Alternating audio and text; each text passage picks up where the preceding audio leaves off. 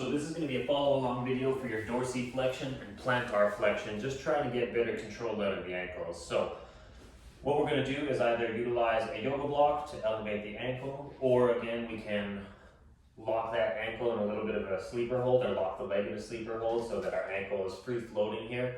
So we're going to use the yoga block today just for a little bit of lazy man mode. So we're going to put our foot here.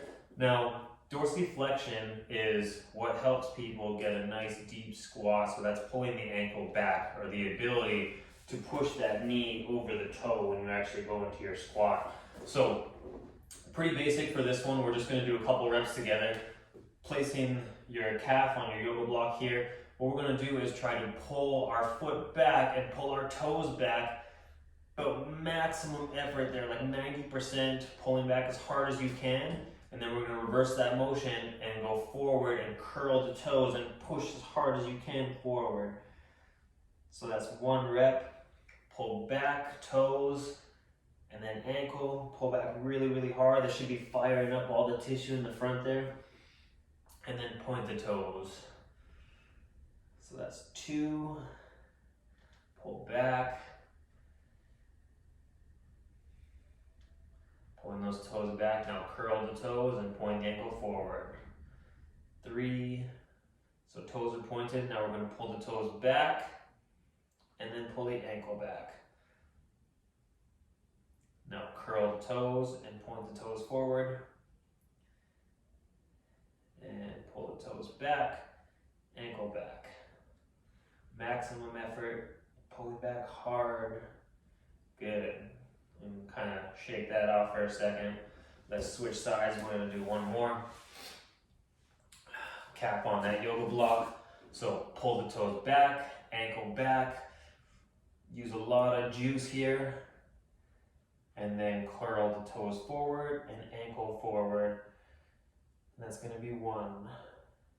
Toes back, ankle back. Really try to pull them as much as you can. Toes, ankle. You might cramp up here. If it's a minimal cramp, try to just breathe through it. If you need to come out of the movement, come out, but get back into it as soon as it's gone. Toes back, ankle back. We're going to hit 2 more here. Toes, ankle,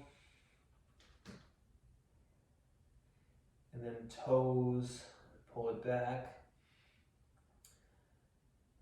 The last one here, toes, and then forward.